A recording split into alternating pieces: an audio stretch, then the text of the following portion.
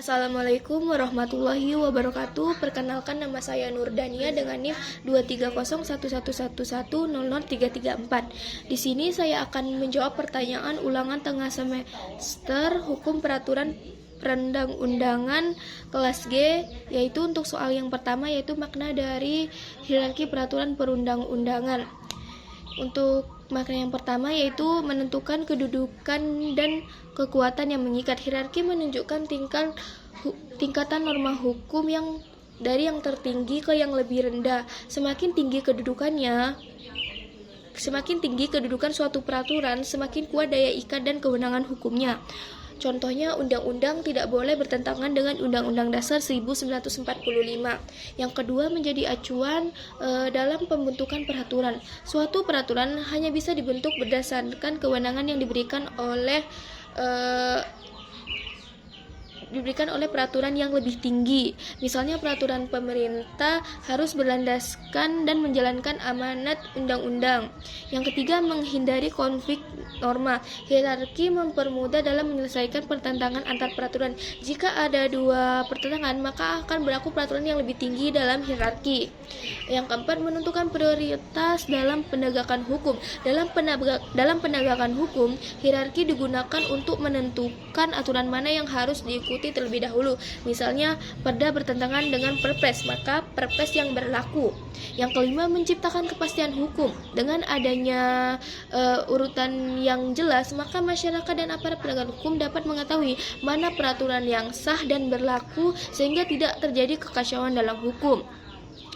Susunan hierarki menurut pasal 7 ayat 1 Undang-Undang Nomor 12 Tahun 2011 adalah: yang pertama, Undang-Undang Dasar Negara Republik Indonesia tahun 1945.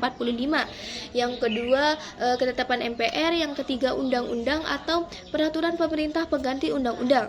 Yang keempat, peraturan pemerintah. Yang kelima, peraturan presiden. Yang keenam, peraturan daerah. Untuk soal nomor 2 sendiri, yaitu makna dari pernyataan Pancasila merupakan segala sumber hukum negara. Ini dapat dijelaskan dari dua sisi penting, yaitu filosofis dan praktis, terutama dalam konteks pembentukan peraturan perundang-undangan di Indonesia. Penjelasannya yaitu makna Pancasila sebagai segala sumber hukum negara.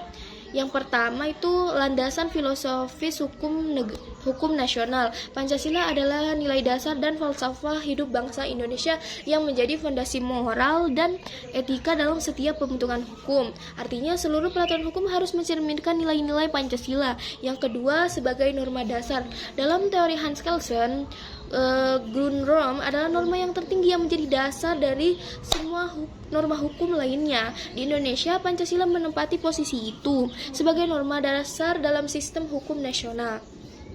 Yang ketiga, sumber inspirasi dan legitimitas hukum. Pancasila menjadi sumber inspirasi dalam merumuskan norma hukum. Sebuah peraturan dianggap sah secara ideologis jika tidak bertentangan dengan Pancasila. Yang keempat, memiliki kedudukan lebih tinggi dari Undang-Undang Dasar 1945. Walau tidak tertulis secara eksplisit di dalam hierarki pasal 7 Undang-Undang Nomor 12 Tahun 2011, secara substansial Pancasila berada di atas Undang-Undang Dasar 1945 karena menjadi dasar dan sumber dari konstitusi itu sendiri. Peran Pancasila dalam pembentukan peraturan perundang-undangan, yaitu yang pertama, menjadi jiwa dan semangat peraturan. Nilai-nilai Pancasila seperti ketuhanan, kemanusiaan, persatuan, demokrasi, dan keadilan sosial harus terkandung dalam isi dan tujuan peraturan. Yang kedua, menjadi pedoman dalam uji material. Dalam setiap pembentukan jika ada peraturan yang dianggap bertentangan dengan Pancasila, dapat diuji dan dibatalkan, misalnya melalui Mahkamah Konstitusi.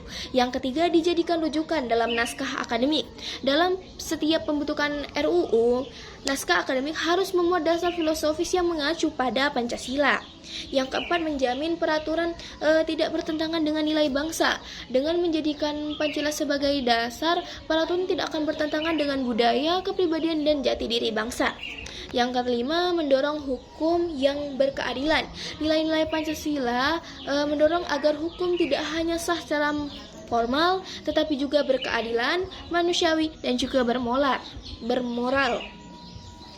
Untuk soal nomor 3 sendiri, yaitu Contoh dari penerapan asas kedayagunaan dan kehasilgunaan yang ada di dalam masyarakat. Asas kedayagunaan dan kehasilgunaan sendiri mengandung makna bahwa suatu peraturan harus dapat diterapkan secara efektif dan memberikan manfaat nyata bagi masyarakat.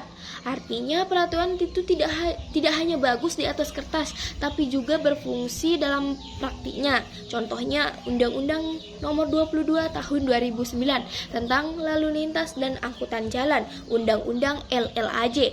Mengapa ini contoh dari asas kedayagunaan dan kehasilgunaan? Yang pertama, memiliki konteks masalah yang nyata. Sebelum undang-undang ini, banyak kecelakaan dan pelanggaran lalu lintas yang disebabkan ketidakteraturan, lemahnya pengawasan dan kurangnya aturan teknis. Undang-undang LLAJ hadir untuk menjawab kebutuhan real masyarakat dalam mengatur lalu lintas jalan. Yang kedua, efektif dalam pengaturan dan penegakan. Undang-undang ini mengatur berbagai aspek seperti standar keselamatan kendaraan, tata cara berlalu lintas, penggunaan helm dan sabuk pengaman, terus uji kelayakan kendaraan, dan terakhir penindakan pelanggaran lalu lintas melalui sistem elektronik. Aturan ini dapat diterapkan secara langsung, mudah dipahami dan diikuti oleh masyarakat. Yang ketiga, memiliki manfaat nyata di masyarakat. Setelah diberlakukannya, terjadi penurunan angka kecelakaan lalu lintas di berbagai daerah, meningkatkan kesadaran masyarakat akan keselamatan berkendara, dan kemajuan sistem tilang elektronik yang lebih mudah, yang lebih transparan dan efisiensi. Untuk soal nomor 4 sendiri,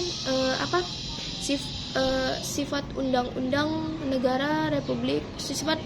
Dasar Negara Republik Indonesia 1945 menurut saya dan menurut banyak pakar hukum tata negara, Undang-Undang Dasar Negara Republik Indonesia tahun 1945 memiliki sifat rigid atau kaku. Mengapa? Untuk alasannya yaitu yang pertama, prosedur perubahan yang ketat diatur dalam pasal 37 Undang-Undang Dasar 1945. Perubahan undang-undang hanya bisa dilakukan oleh MPR dengan syarat rapat dihadiri 2 atau 3 anggota MPR. Keputusan diambil dengan persetujuan sekurang-kurangnya 50% plus 1 dari seluruh anggota MPR. Terus ada larangan mengubah bentuk negara kesatuan Republik Indonesia, tidak bisa diubah oleh lembaga biasa. Presiden, DPR atau lembaga lain tidak dapat mengubah undang-undang dasar secara sepihak, hanya bisa mengusulkan perubahan tidak dilakukan secara sering. Sejak Indonesia merdeka 1945, Undang-Undang Dasar 1945 hanya diamankan sebanyak 4 kali, yaitu 1999 sampai dengan 2002, menunjukkan tingkat kekakuannya. Hubungan sifat rigid Undang-Undang Dasar 1945 terhadap pembentukan peraturan perundang-undangan di bawahnya, yaitu yang pertama memberikan stabilitas hukum. Karena undang-undang sulit diubah, maka peraturan perundang-undangan di bawahnya dapat disusun secara lebih stabil dan tidak mudah terguncang oleh perubahan sistematik. Ini memberikan kepastian hukum dan arah kebijakan yang konsisten. Yang kedua, mendorong fleksibilitas di level bawah. Justru karena undang-undang dasar bersifat rigid, maka peraturan di bawahnya seperti undang-undang PP, Perpres, Perda dibuat lebih fleksibel agar bisa mengikuti dinamika sosial dan perkembangan zaman. Misalnya, undang-undang Cipta Kerja dibuat dengan metode Omnibus Law untuk merespons kebutuhan ekonomi modern, sementara undang-undang dasar tidak perlu diubah. Yang ketiga, menjadi rujukan tetap. Karena undang-undang dasar sulit diubah, maka ia menjadi rujukan tetap dan titik pijak untuk semua peraturan undang-undang di bawahnya. Semua peraturan yang dibuat harus sejalan dengan nilai, norma, dan prinsip-prinsip Undang-Undang Dasar 1945. Kesimpulannya, Undang-Undang Dasar 1945 bersifat rigid karena sulit diubah dan prosedur amandemen yang ketat. Sifat rigid ini mempengaruhi pembentukan peraturan di bawahnya dengan cara menjadi landasan yang kuat dan tetap, membuka ruang fleksibel di level peraturan teknis, dan menjaga stabilitas sistem hukum nasional. Sekian dan terima kasih. Wassalamualaikum warahmatullahi wabarakatuh.